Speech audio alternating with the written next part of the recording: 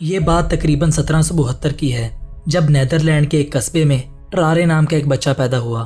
کہا جاتا ہے کہ جب یہ پیدا ہوا تو اسے ایک عجیب قسم کی بیماری تھی، کیونکہ تب سائنس نے اتنی ترقی نہیں کی تھی، اس لیے اس بیماری کا علاج دریافت نہیں ہوا تھا۔ ڈاکٹرز کے مطابق اس بیماری میں ہر وقت انسان بھوک کے عالم میں رہتا ہے، اور اگر اسے کچھ کھانے کو نہ ملے تو وہ کسی بھی حد تک جا سکتا ہے۔ یہی وجہ تھی کہ ٹرارے کو جب کھانے کو کچھ نہ ملتا تو وہ لکڑی اور کانچ کھانے سے بھی گریز نہ کرتا، حتیٰ کہ جب اسے یہ سب چیزیں نہ ملتی تو وہ مردہ جانور اور مردہ انسانوں کو بھی کھا جاتا۔ فرینڈز، کہا جاتا ہے کہ جب ٹرارے جوانی میں پہنچا تو وہ زندہ جانوروں پہ حملہ کرنے لگا، اور یہ منظر اکثر وہاں کے مقامی لوگوں کو دیکھنے میں ملتا۔ جیسے جیسے یہ بڑا ہوا، اس کے کھانے کے اخراجات اور بڑھتے گئے، یہاں تک کہ وہ اپنے گھر کا سامان بیچنے پر مجبور ہو جاتا۔ ان حرکات کو دیکھتے ہوئے اس کو گھر سے نکال دیا گیا۔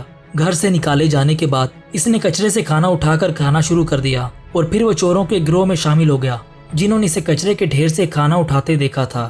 اس گروہ میں شامل ہونے کے بعد بھی اس نے زندہ اور مردہ جانوروں کو کھانا نہ چھوڑا۔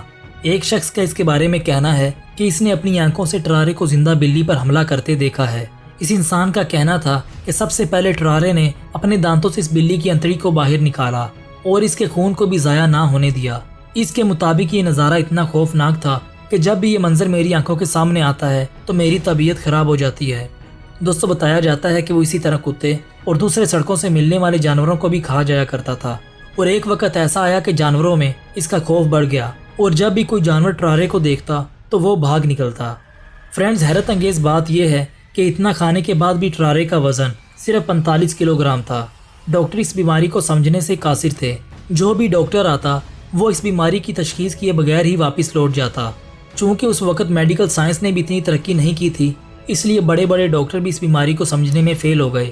لیکن اب اس بیماری کا اثر اس کے جسم سے نظر آنے لگا تھا، کیونکہ اتنا کھانے کی وجہ سے اس کا پیٹ لٹک چکا تھا۔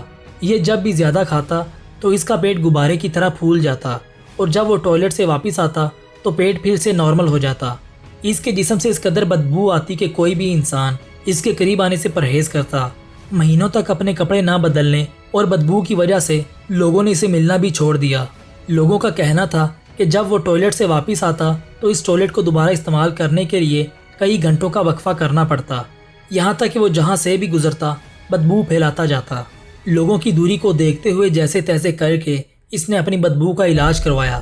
فرینڈ، زیادہ کھانا اس نے اپنی زندگی کا مقصد بنا لیا تھا، اور کھانا اسے جیسا بھی ملتا وہ خوشی سے کھا جاتا، چاہے وہ کتنے ہی دنوں کا پرانا ہو۔ اسی مقصد کے حصول کی خاطر اس نے آرمی جوائن کر لی۔ اس کا خیال تھا کہ آرمی میں اس کو پیٹ بھر کر کھانا ملے گا، اور وہ اس مقصد میں کامیاب ہو گیا۔ اس کی بھوک کو دیکھتے ہوئے آرمی میں اس کو دوسرے سپاہیوں کی نسبت 4 گنا زیادہ کھانا دیا جاتا، لیکن اتنا کھانا بھی اس کی بھوک کو نہیں مٹا پاتا تھا۔ وہ پھر بھی کچرے کا سہارا لیتا۔ جب آرمی کے آفیسر کو اس بات کا پتہ چلا تو انہوں نے اس کا علاج کروانے کے لیے اسے 2 سرجنز کے پاس بھیجا۔ ان دونوں ڈاکٹرز نے اس پر بہت سے تجربات کیے، لیکن بدقسمتی سے وہ بھی اس کا علاج نہ کر سکے اور بیماری کی تشخیص نہ ہو سکی۔ ناظرین، جیسا کہ ہم نے بتایا کہ وہ کچھ بھی کھا جانے کا ٹیلنٹ رکھتا تھا، اسی ٹیلنٹ کا جب آرمی کے ہیڈ الیگزینڈر کو پتہ چلا تو وہ اس ٹیلنٹ سے بہت متاثر ہوا۔ اسے لگا کہ ٹرارے آرمی کے خفیہ میسیجز کو ایجنسیوں تک پہنچانے کے لیے مددگار ثابت ہو سکتا ہے، لیکن اس جرنل نے سوچا کہ اس سے پہلے اس کا ٹیسٹ لینا ضروری ہے، لہٰذا اس نے ایک پیپر جس پر کچھ لکھا تھا ایک لکڑی کے باکس میں بند کر دیا، اور ٹرارے کو کہا کہ وہ اس باکس کو نگل جائے، جو کہ ٹرارے کے لیے بہت آسان کام تھا۔ وہ جھٹ سے یہ لکڑی کا ڈبہ کھا گیا، اور کچھ دیر بعد جب وہ ٹوائلٹ گیا تو اس نے وہ لکڑی کا ڈبہ اپنے جسم کے راستے سے نکال دیا۔ اب اس جرنل نے وہ پیپر دوبارہ اٹھایا اور دیکھا کہ اس پر وہ خفیہ میسیج آسانی سے پڑھا جا سکتا ہے۔ اس طرح ٹرارے اپنے اس ٹیسٹ میں کامیاب ہو گیا اور وہ آرمی کے ایک خفیہ مشن کا حصہ بن گیا۔ کچھ دن بعد اسے اس کا پہلا کام دیا گیا۔ اس کا پہلا کام تھا کہ فرانس میں قید نیدرلینڈ کے جنرل تک خفیہ پیغام پہنچانا۔ فرانس میں داخل ہونے کے لیے اسے ایک غریب کسان کا روپ اپنانا پڑا، لیکن کسی وجہ سے فرانس کی آرمی کو اس پر شک ہو گیا، کیونکہ یہ فرانس کی زبان نہیں جانتا تھا، اس لیے اس کو منوانا اتنا مشکل نہیں تھا، اور تقریباً 1 دن کے تشدد کے بعد یہ سب کچھ اگلنے کے لیے تیار ہو گیا۔ جب فرانس کی آرمی کو پتہ چلا کہ خفیہ میسیج اس کے پیٹ میں چپکا ہوا ہے تو انہوں نے اس کو ٹوائلٹ کے ساتھ ہی باندھ دیا۔ جب کچھ گھنٹوں بعد اس نے ٹوائلٹ استعمال کیا تو وہ پیپر بھی ساتھ آ گیا۔ جب جرنل نے پیپر کو پڑھا تو اس پر صرف اتنا لکھا تھا کہ اگر تمہیں یہ پیپر ملے تو مجھے انفارم کرنا۔ فرینڈز، اس بات سے یہ ثابت ہوتا ہے کہ نیدرلینڈ کی آرمی کو بھی ٹرارے پر کچھ زیادہ یقین نہیں تھا، اور انہوں نے بھی چیک کرنے کے لیے اسے آزمایا تھا۔ اس سارے معاملے کو دیکھتے ہوئے فرانس کی آرمی نے فیصلہ کیا کہ اسے پھانسی پر لٹکا دیا جائے، لیکن جب اس کو لٹکانے کا وقت آیا تو یہ ہاتھ جوڑ کر معافی مانگنے لگا اور زور زور سے رونے لگا۔ فرنچ آرمی کو اس پر ترس آ گیا اور انہوں نے اسے چھوڑ دیا۔ دوستو، اس کے بعد وہ جہاں بھی جاتا تو بے تحاشا کھانے کی وجہ سے وہاں لوگوں کا رش جمع ہو جاتا۔ ایک دفعہ ایسا ہوا کہ یہ کھانا کھانے میں مگن تھا کہ بہت بڑے کرتب خانے کے مالک کی نظر اس پر پڑی۔ وہ اس کو دیکھ کر بہت حیران ہوا۔ اس نے سوچا کہ اگر یہ اتنا ہی کھاتا رہا تو یہ میری کمائی کا سبب بن سکتا ہے۔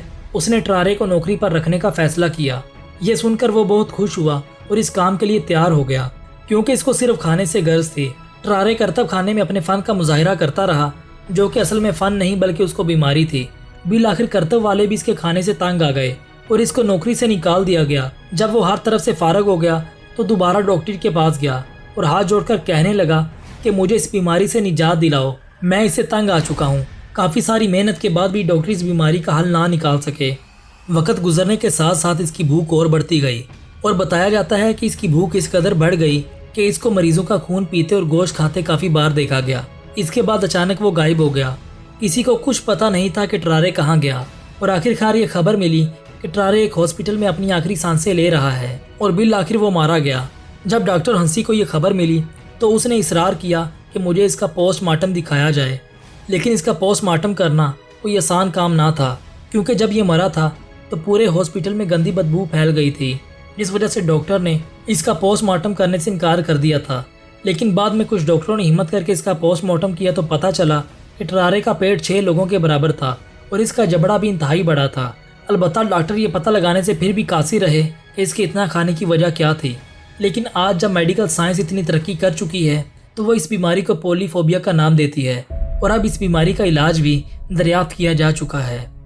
فرینڈز، امید ہے آپ کو اس ویڈیو کو اپنے دوستوں کے ساتھ ضرور شیئر کیجیے گا اور اس ویڈیو میں کمنٹ کر کے ہمیں لازمی طور پر بتائیے گا کہ آنے والے وقت میں آپ کس طرح کی ویڈیوز دیکھنا پسند کرتے ہیں، اور اگر آپ نے ابھی تک ہمارا چینل سبسکرائب نہیں کیا تو فوراً سبسکرائب کیجیے، ساتھ ہی بیل آئیکن پر کلک کریں تاکہ مزید آنے والی ویڈیوز جہاں وقتاً فوقتاً آپ کے لیے اس چینل پر اپلوڈ کرتے ہیں وہ آپ کو وقت پر ملتی رہیں اور آپ ان سے مستفید ہوتے رہیں۔ اگلی ویڈیو تک ہمیں دیجیے اجازت، اپنا خیال رکھیے گا، اللہ حافظ۔